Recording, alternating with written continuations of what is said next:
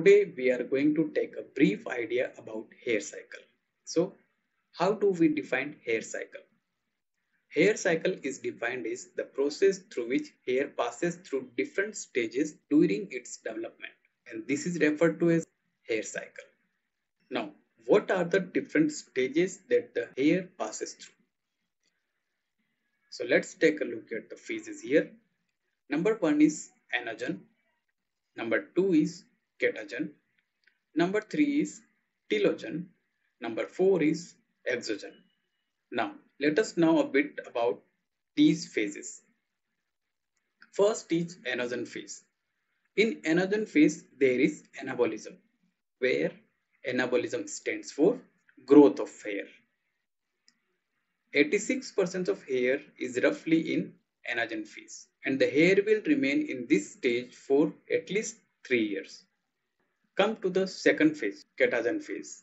The Catagen phase of the hair growth cycle is where the hair follicle shrinks, cutting off the blood supply. Almost 1% of hair is in Catagen phase. Okay, the Catagen phase, it's going to remain for at least 3 weeks. Third is Telogen phase. The Telogen phase is the resting phase, where the hair strands remain in the hair follicle but don't actively grow. Around 13 to 14% of the hair will be in Telogen phase.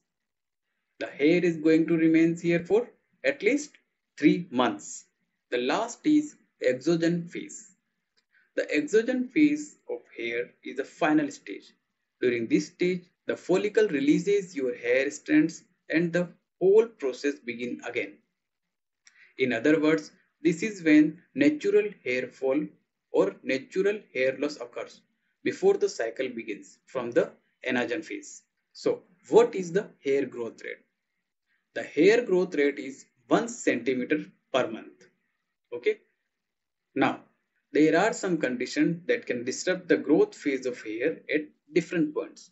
These are metabolic imbalance, thyroid disease, poor nutrition and restricting diet, illness or high fever, hormonal changes such as postpartum condition, stress and anxiety, medications, and most important is chemotherapy.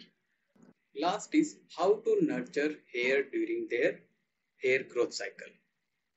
First is a well-balanced and nutritious diet, and assure a sufficient intake of vitamins such as vitamin D, C, B12 and iron, zinc and folic acid.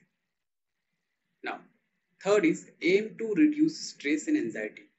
These may contribute to different type of hair loss conditions such as telogen effluvium, trichotillomania or alopecia areata. Choose the right hair product designed for your hair type. Avoid shampoo and other hair products with harsh chemicals. Don't put your hair up tight. Don't put your hair up tight in the same hairstyle every day. Avoid excessive heat styling.